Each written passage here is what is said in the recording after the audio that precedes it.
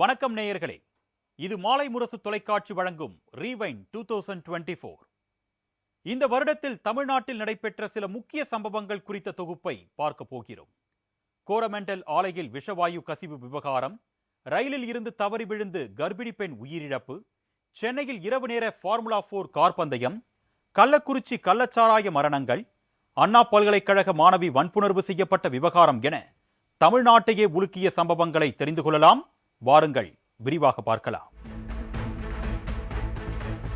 திருச்சி விமான நிலையத்தில் 1100 கோடி ரூபாய் செலவில் புதிய முனையம் கட்டப்பட்டது. இதனை ஜனவரி 2ஆம் தேதி பிரதமர் மோடி திறந்து வைத்தார். அப்போது பணிகள் நிறைவு பெறாத நிலையில் பணிகள் முடிக்கப்பட்டு ஜூன் 11ஆம் தேதி மக்கள் பயன்பாட்டுக்கு கொண்டு வரப்பட்டது. தமிழ்நாட்டை $1 டிரில்லியன் பொருளாதாரமாக மாற்றுவதற்கான வரைபடத்தை முதலமைச்சர் மு.க. ஸ்டாலின் வெளியிட்டார். உலகளாவிய முதலீட்டாளர் மாநாடு சென்னை வர்த்தக மையத்தில் ஜனவரி 7 மற்றும் 8 ஆகிய தேதிகளில் நடைபெற்றது. இதில் பல்வேறு வெளிநாட்டு நிறுவனங்கள் பங்கேற்று தொழில் தொடங்குவதற்கான புரிந்துணர்வு ஒப்பந்தங்களில் கையெழுத்திட்டன. அப்போது பேசிய முதலமைச்சர் மு.க. ஸ்டாலின், இதுவரை 6,64,180 கோடி ரூபாய் வருவாய் ஈட்டப்பட்டுள்ளதாகவும் இதன் மூலம் 26,90,657 பேருக்கு வேலைவாய்ப்பு கிடைக்கும் என்றும் கூறி தமிழ்நாட்டை $1 டிரில்லியன் பொருளாதாரமாக மாற்றுவதற்கான வரைபடத்தை வெளியிட்டார்.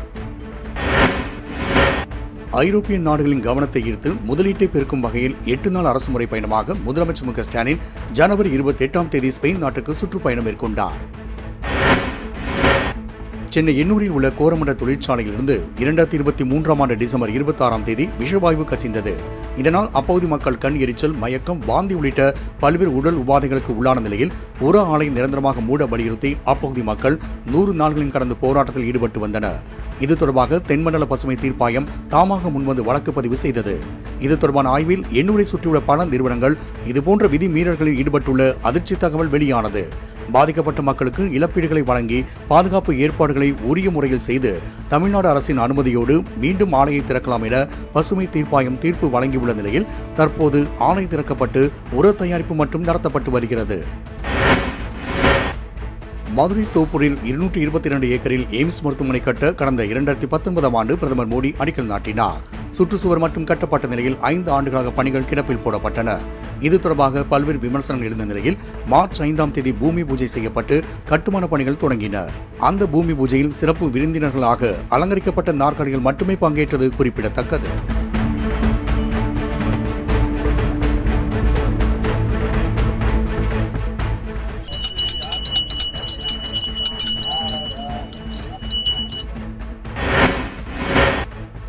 பிப்ரவரி 24ஆம் தேதி அன்று 50 கிலோ மெத்தபெட்டமைன் என்னும் போதைப் பொருள் கடத்தப்பட்ட சம்பவத்தில் 3 பேர் சிக்கியிருந்தனர்.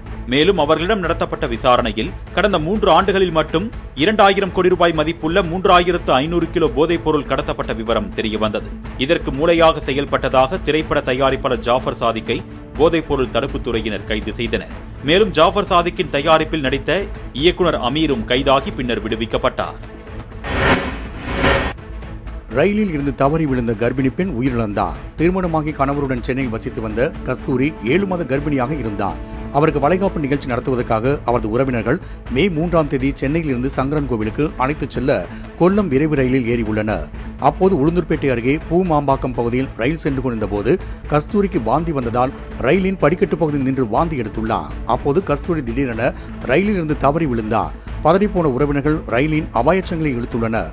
ஆனால் அது வேலை செய்யாத நிலையில் அடுத்தடுத்த ரயில் பெட்டிகளில் உள்ள அபாயச்சங்களை இழுத்துள்ளனர். பின்னர் ஒரு வழியாக ரயில் நின்றாலும் அதற்குள் 8 கிலோமீட்டர் தூரம் கடந்துவிட்டது. பின்னர் கஸ்தூரியை தேடிய போலீசார் 8 கிலோமீட்டர் தொலைவில் இருந்த அவரது சடலத்தை மீட்டனர். ரயிலில் இருந்து கர்ப்பிணி பெண் விழுந்ததும் ரயில் பெட்டிகளில் அபாயச்சங்கள் வேலை செய்யாததும் பெரும் பரபரப்பை ஏற்படுத்தியது. காவல்துறை அதிகாரிகள் மற்றும் பெண் காவலர்களை அவதூறாக பேசியதாக யூடியூபர் சவுக்கு சங்கர் மீது கோவை சைபர் கிரைம் போலீசார் வழக்கு பதிவு செய்தனர். இந்நிலையில் மே 4ஆம் தேதி தேனி மாவட்டத்தில் வைத்து சவுக்கு சங்கர் கைது செய்யப்பட்டார். பின்னர் அவர் மீது குண்டர் சட்டம் பாய்ந்தது. விருதுநகர் மாவட்டம் சிவகாசி அருகே செங்கமலப்பட்டி பட்டாசு ஆலையில் மே 9ஆம் தேதி பயங்கர வெடி விபத்து நிகழ்ந்தது. இதில் 7 அறைகள் இடிந்து தரைமட்டமாகின. இந்த விபத்தில் 6 பெண்கள் உட்பட 10 பேர் பலியாகினர். இச்சம்பவம் அப்பகுதி மக்களை சோகத்தில் ஆழ்த்தியது. கள்ளக்குறிச்சி மாவட்டம் கருணாபுரம் பகுதியில் 2024 ஜூன் 18ஆம் தேதி கள்ளச்சாராயம் குறித்து ஒருவர் பின் ஒருவராக உடல்நலம் பாதிக்கப்பட்டு 67 பேர் பலியாகினர். கள்ளச்சாராயத்தால் உயிரிழப்பு ஏற்படவில்லை என மாவட்ட ஆட்சியர் கூறியதே உயிரிழப்பு அதிகரிக்க காரணம் என கூறப்பட்டது. உயிரிழந்தோர் குடும்பத்திற்கு தமிழ்நாடு அரசு சார்பில் தலா 10 லட்சம் ரூபாய் இழப்பீடு வழங்கப்பட்டாலும் தாய் தந்தை இழந்த குழந்தைகளும் பிள்ளைகளை இழந்த பெற்றோரும் கதறி துடித்த காட்சி மாறாத சோகத்தடத்தை பதித்து சென்றுள்ளது.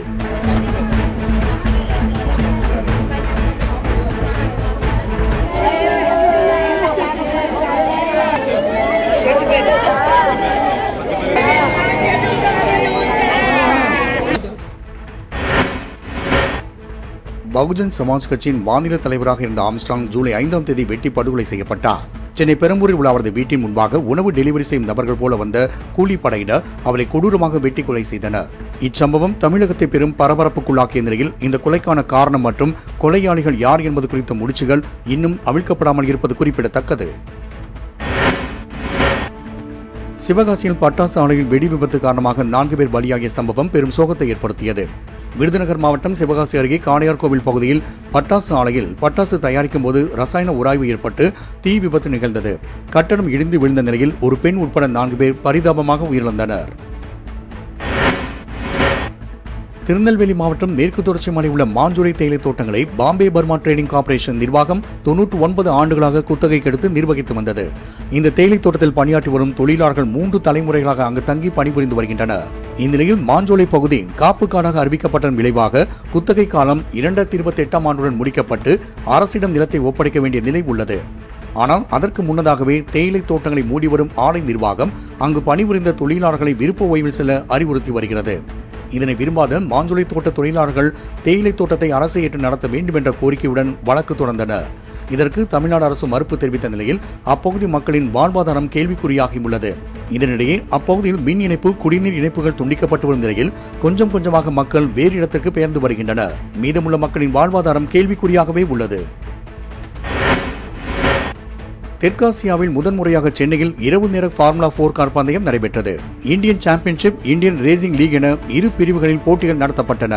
முன்னதாக முதல் மற்றும் 2ஆம் சுற்று போட்டிகள் ஆகஸ்ட் 24 மற்றும் 25 ஆகிய தேதிகளில் சென்னை அடுத்த இருங்காட்டுக்கோட்டை நடைபெற்றன. இதனைத் தொடர்ந்து தகுதிச் சுற்று மற்றும் இறுதி சுற்று போட்டிகள் செப்டம்பர் 1 மற்றும் 2 ஆகிய தேதிகளில் சென்னை தீவுத்திடல் பகுதியில் நடைபெற்றது. தீவுத்திடல், போர் நினைவு சின்னம், நேப்பியர் பாலம், சுவாமி சிவானந்தா சாலை மற்றும் அண்ணா சாலையை சுற்றிலும் 3.5 கிலோமீட்டர் சுற்றளவு கொண்ட பாதையில் போட்டிகள் நடத்தப்பட்டன. போட்டியினை விளையாட்டு மேம்பாட்டுத்துறை அமைச்சர் உதயநிதி ஸ்டாலின் தொடங்கி வைத்தார். வெளிநாட்டு கார்கள் சென்னை சாலையில் சீறி பாய்ந்தது சென்னை வாழ் மக்களுக்கு இது ஒரு புதிய அனுபவமாகவே அமைந்தது. இதனால் ஏராளமான மக்கள் ஆர்வமுடன் கண்டுகளித்தனர். என்ன பண்ணாங்க?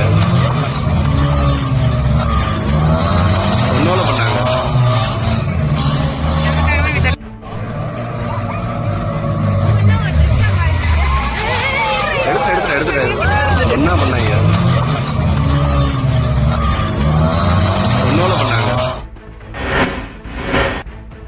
அரசு பள்ளியில் ஆன்மீக சொற்பொழிவு நடத்தப்பட்டது பெரும் சர்ச்சையை ஏற்படுத்தியது. செப்டம்பர் 6ஆம் தேதி சென்னை அசோக் நகரில் உள்ள அரசு பெண்கள் மேல்நிலைப் பள்ளியில் மாணவர்களை ஊக்குவிக்கும் வகையில் பரம்பொருள் அறக்கட்டளை என்ற அமைப்பை நடத்தி வந்த மகாவிஷ்ணு என்பவர் சிறப்புரையாற்ற அழைக்கப்பட்டார். மந்திரத்தை சொன்னால் நெருப்பு மலை வரவழைக்கலாம் என பேசத் தொடங்கிய அவர் திடீரென பூர்வ ஜென்மத்தில் புண்ணியம் செய்பவர்களே இந்த ஜென்மத்தில் அழகாக பிறப்பதாகவும் சர்ச்சைக்குரிய வார்த்தைகளை பேசினார். ஒரு மந்திரத்தை படிச்சீங்கன்னா நெருப்பு மலை வரும், ஒரு மந்திரத்தை படிச்சீங்கன்னா உடல் நோய் குணமாகும், ஒரு மந்திரத்தை படிச்சீங்கன்னா இங்கிருந்து அங்க பறந்து போவான், அத்தனையையும் ஓலை பனை ஓலையில் எழுதி வைத்து விட்டு சென்றார்கள். இதனை கண்டித்து பேசிய ஆசிரியரிடம் கடும் வாக்குவாதத்திலும் ஈடுபட்டார். இந்த சம்பவம் பெரும் சர்ச்சை ஏற்படுத்திய நிலையில் மகாவிஷ்ணு கைது செய்யப்பட்டார். கேரள மாநிலம் திருச்சூரில் 3 ATMகளில் பணத்தை கொள்ளையடித்த கும்பல் பணத்தை கண்டெய்னர் லாரியில் வைத்து தமிழக எல்லைக்குள் நுழைந்தது. நாமக்கல் மாவட்டம் குமாரபாளையம் அருகே போலீசார் வாகன சோதனை ஈடுபட்டிருந்த நிலையில் கண்டெய்னர் லாரி நிற்காமல் சென்றதால் லாரியை போலீசார் பின்தொடர்ந்தனர். இதனால் தாறுமாறாக ஓடிய கண்டெய்னர் லாரி கார், பைக் உள்ளிட்ட வாகனங்கள் மீது மோதி விபத்தை ஏற்படுத்திவிட்டு சென்றது.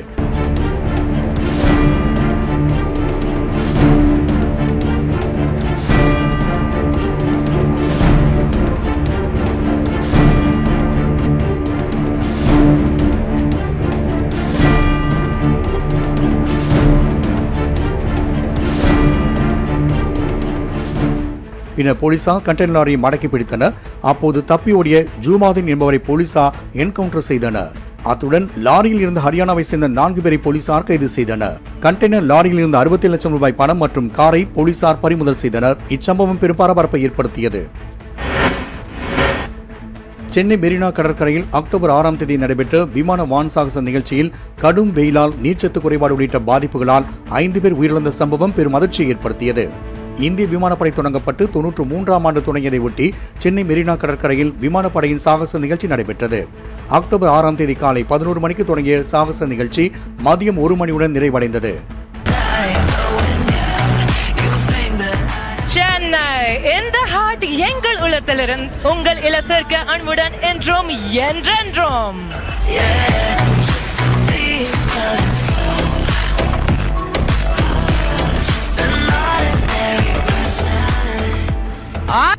ஒரே இடத்தில் பல லட்சம் பேர் குவிந்த நிலையில் கடும் வெயில் காரணமாக நீர்ச்சத்து குறைபாடு உள்ளிட்ட பாதிப்புகள் ஏற்பட்டு 5 பேர் உயிரிழந்தனர்.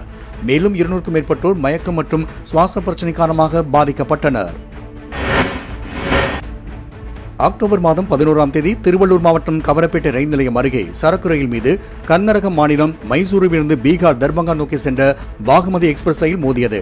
இதில் 13 பெட்டிகள் தடம் புரண்டதோடு 2 பெட்டிகள் தீப்பிடித்து எரிந்தன. இந்த விபத்தில் நல்வாய்ப்பாக உயிரிழப்புகள் ஏற்படவில்லை என்றாலும் 19 பயணிகள் படுகாயமடைந்தனர். ரயில் தடத்தை சீரமைக்கும் பணி 3 நாட்களாக நடைபெற்று வந்ததால் ரயில் போக்குவரத்து தடைபட்டது. இதனால் பயணிகள் பாதிக்கப்பட்டனர். மதுரை மேலூர் அருகே உள்ள அரிட்டாப்பட்டி மற்றும் நரசிங்கம்பட்டி மலைப்பகுதியில் சுற்றியுள்ள 5000 ஏக்கர் பரப்பளவில் டங்ஸ்டன் கனிம சுரங்கம் அமைப்பதற்கு இந்துஸ்தான் ஜிங்க் லிமிடெட் நிறுவனத்திற்கு மத்திய அரசு அனுமதி வழங்கியது.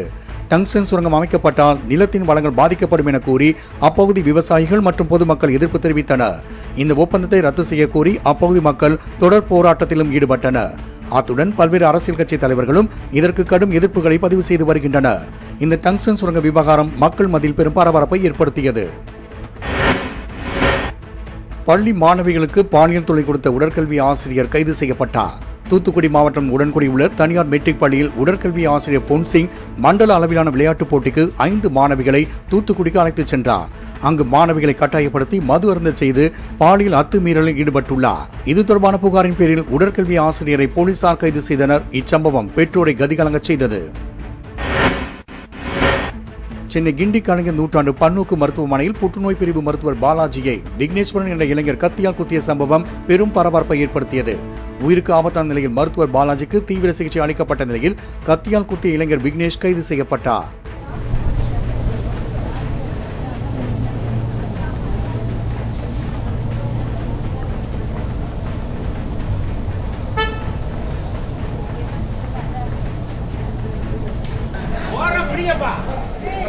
புண்ணா இப்பயாவது புண்ணா புடினா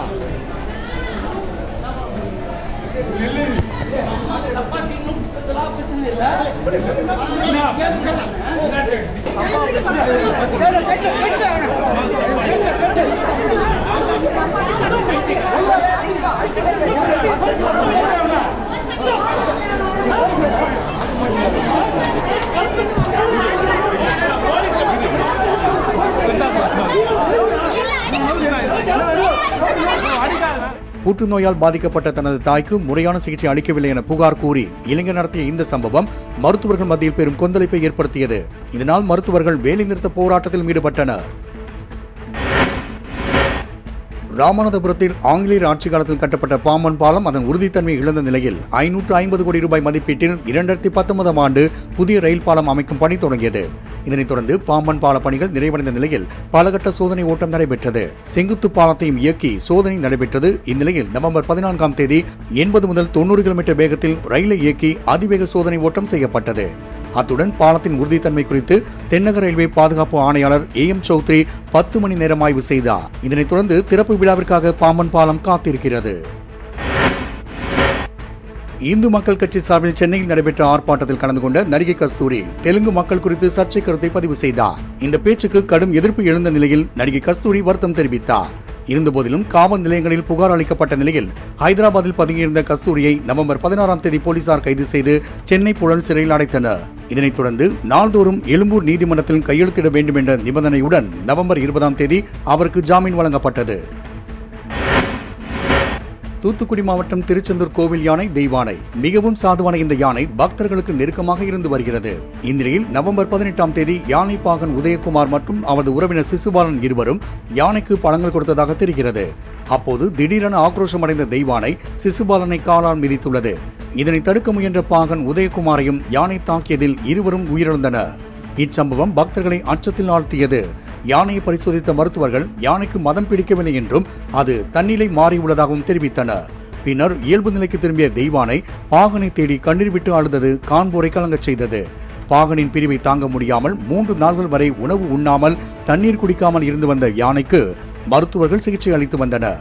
பின்னர் உணவு சாப்பிட்டியா, தண்ணி குடிச்சியா என மருத்துவரின் கேள்விக்கு கோவில் யானை தெய்வானை தலையசைத்து பதிலளித்தது அனைவரையும் நெகிழ்ச்சியில் ஆழ்த்தியது.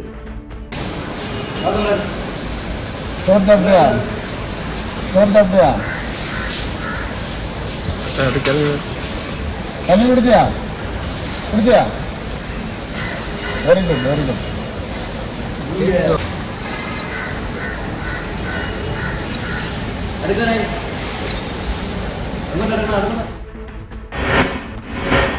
தஞ்சாவூர் மாவட்டம் பட்டுக்கோட்டை அடுத்த மல்லிப்பட்டினம் கிராமத்தில் அரசு மேல்நிலைப் பள்ளியில் தமிழ் ஆசிரியராக பணியாற்றி வந்தவர் ரமணி. இவரை ஒரு தலையாக காதலித்து வந்த அதே கிராமத்தை சேர்ந்த மதன்குமார் என்ற இளைஞர் காதலை ஏற்குமாறு வற்புறுத்தியுள்ளார். இதற்கு மறுப்பு தெரிவித்த ரமணியை பள்ளி வகுப்பறைக்குள்ளேயே நுழைந்து கத்தியால் குத்தினார். இதில் ஆசிரியர் ரமணி மருத்துவமனைக்கு கொண்டு செல்லும் வழியினில் பரிதாபமாக உயிரிழந்தார். இச்சம்பவம் அனைவரையும் அதிர்ச்சிக்குள்ளாக்கியது.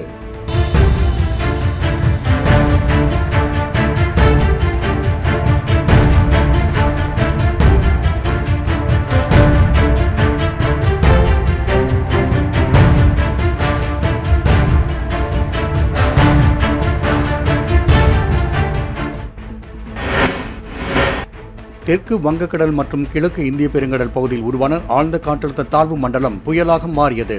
பெஞ்சல் புயல் என பெயரிடப்பட்ட இப்புயல் தமிழகத்தை நோக்கி நகர்ந்ததால் சென்னை, திருவள்ளூர், செங்கல்பட்டு, காஞ்சிபுரம், விழுப்புரம், கள்ளக்குறிச்சி உள்ளிட்ட கடலோர மாவட்டங்களில் கனமழை பெய்தது. இந்த புயல் சின்னம் காரைக்கால், மகாபலிபுரம் இடையே கரையை கடந்தது. ஆனால் புயல் வலுவிழக்காமல் கரையை கடந்த நிலையில் நிலப்பகுதிக்கு சென்று தஞ்சை, நாகை, திருவாரூர், கடலூர், விழுப்புரம், திருவண்ணாமலை உள்ளிட்ட மாவட்டங்களில் மிக கனமழை பெய்து விளைநிலங்கள், குடியிருப்புகள் என மிகப்பெரிய சேதத்தை ஏற்படுத்தியது. இதனால் விவசாயிகள், பொதுமக்கள் என அனைத்து தரப்பு மக்களும் பாதிக்கப்பட்டனர். வங்கக்கடலில் உருவான பெஞ்சல் புயல் நவம்பர் 30ஆம் தேதி கரையை கடந்தது. இதன் காரணமாக புதுச்சேரி, விழுப்புரம், கள்ளக்குறிச்சி, திருவண்ணாமலை மாவட்டங்களில் அதி கனமழை கொட்டி தீர்த்தது. இதில் டிசம்பர் 1ஆம் தேதி திருவண்ணாமலை அண்ணாமலையார் கோவிலின் கிழக்கு பக்கத்தில் உள்ள வஉசி நகர் மலைப்பகுதியில் திடீர் நிலச்சரிவு ஏற்பட்டது. மண் மற்றும் மிகப்பெரிய பாறைகள் சரிந்து வீட்டின் மீது விழுந்தன. இதில் 5 குழந்தைகள் உட்பட 7 பேர் இடிபாடுகளுக்குள் சிக்கி உயிரிழந்தனர். இந்த சம்பவம் அனைவரையும் சோகத்தில் ஆழ்த்தியது.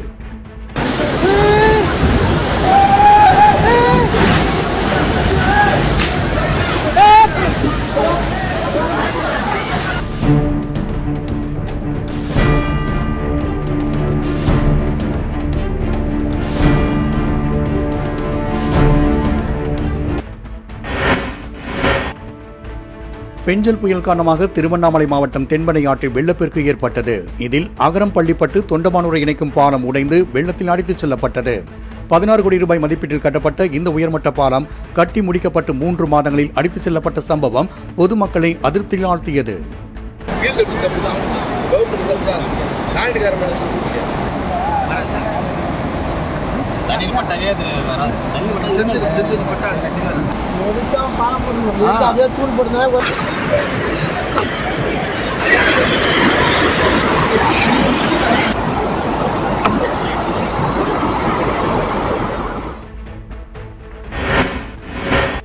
தமிழ்நாடு முழுவதும் இந்த ஆண்டு மெத்தபெட்டமைன் கடத்தல் சம்பவம் அடுத்தடுத்து நடந்து வந்தது. இதில் சென்னையைச் சேர்ந்த காவலர்கள் 5 பேர், தொலைக்காட்சி நடிகை, அயல்நாட்டைச் சேர்ந்தவர்கள் என ஏராளமானோர் சிக்கினர். இவர்களில் மன்சூர் அலிகானின் மகன் துக்ளக் என்பவர் மெத்தபெட்டமைன் என்னும் போதைப் பொருள் கடத்தி விற்பனை செய்த குற்றத்திற்காக டிசம்பர் 4ஆம் தேதி கைது செய்யப்பட்டார். துணை முதலமைச்சர் உதயநிதி ஸ்டாலின் மற்றும் ஸ்ரீபெரும்புதூர் ஜிஆர் உள்ளிட்டோர் குறித்து அவதூறாக பேசிய ரங்கராஜன் நரசிம்மன் டிசம்பர் 15ஆம் தேதியன்று கைது செய்யப்பட்டார். ஸ்ரீரங்கத்தைச் சேர்ந்த இவர் புழல் சிறையில் அடைக்கப்பட்டதைத் தொடர்ந்து டிசம்பர் 16ஆம் தேதியன்று ஜாமீன் கிடைத்தது. ஆனால் ஸ்ரீவில்லிபுத்தூர் ஜிஆர் அளித்த புகாரின் அடிப்படையில் ரங்கராஜன் புழல் சிறையில் வைத்து மீண்டும் கைது செய்யப்பட்டார்.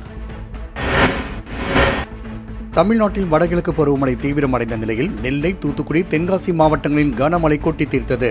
இதனால் தாமிரபரணி ஆற்றில் வெள்ளப்பெருக்கு ஏற்பட்டது.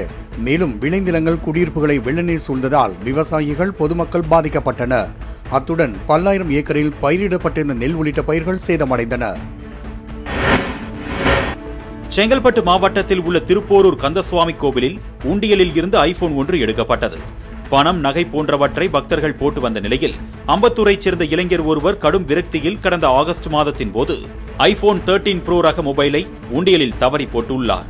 இந்த ஐபோனை எடுத்த போது அது சம்பந்தப்பட்ட நபரிடம் ஒப்படைக்கப்படுமா என்று கேள்வி எழுந்தது.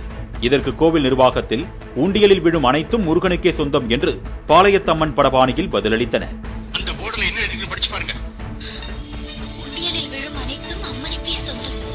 வேண்டுமென்றால் செல்போனில் உள்ள தரவுகளை மட்டும் எடுத்துக் கொள்ளலாம் என்றும் விதிவிலக்கு அளிக்கப்பட்டது.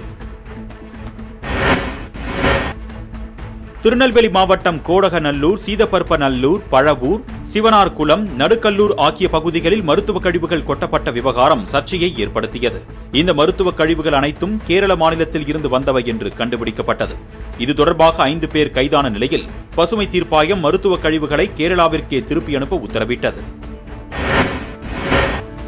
இந்தியாவின் புகழ்பெற்ற தலமான ராமேஸ்வரம் ராமநாத சுவாமி கோவிலுக்கு சுவாமி தரிசனம் செய்யும் பக்தர்கள் உடை மாற்றுவதை மர்ம நபர்கள் திருட்டுத்தனமாக வீடியோ எடுத்து சமூக வலைதளங்களில் பரப்புவதாக அதிர்ச்சி தகவல் வெளியானது. அக்னி தீர்த்த கடற்கரையில் குளித்து முடித்து அங்கிருக்கும் தனியாருக்கு சொந்தமான உடை மாற்றும் அறைக்கு செல்லும் பெண்களை ஆபாசமாக வீடியோ எடுத்து ரசித்து வந்துள்ளனர் இருவர். இதுகுறித்து இளம்பெண் ஒருவர் அளித்த புகாரின் பேரில் 2 பேரை கைது செய்த போலீசார் ராமேஸ்வரத்தில் உள்ள விடுதிகள், உடை மாற்றும் அறைகளில் தீவிர சோதனையில் ஈடுபட்டனர். டிசம்பர் 12ஆம் தேதி தொடங்கி தமிழ்நாட்டில் பெய்த கனமழையின் காரணமாக குற்றாலம் மெயின் அருவி, பழைய குற்றாலம், சிற்றருவி, புலியருவி உள்ளிட்ட அருவிகளில் கடும் வெள்ளப்பெருக்கு ஏற்பட்டது. மெயின் அருவியில் பாலத்தை தாண்டி நீர் கொட்டியதில் தடுப்புகள் அனைத்தும் உடைத்து எறியப்பட்டது. இந்த கடும் சேதத்தால் குற்றால அருவிகளில் குளிப்பதற்கு போடப்பட்ட தடைக்காலம் 15 நாட்களை தாண்டி நீடித்தது.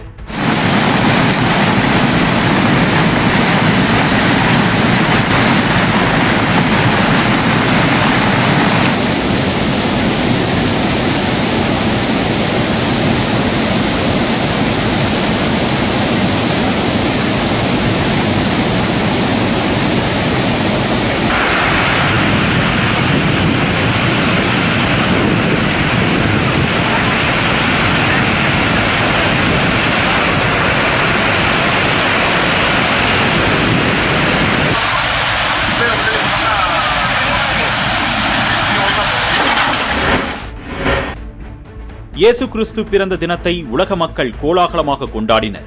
தமிழ்நாட்டில் சென்னை சாந்தோம் தோமையார் தேவாலயம், பெசநகர் மாதா தேவாலயம், புகழ்பெற்ற நாகை வேளாங்கண்ணி பேராலயம் உள்ளிட்ட பல்வேறு தேவாலயங்களில் கிறிஸ்துவர்கள் பிரார்த்தனை செய்து வழிபட்டனர்.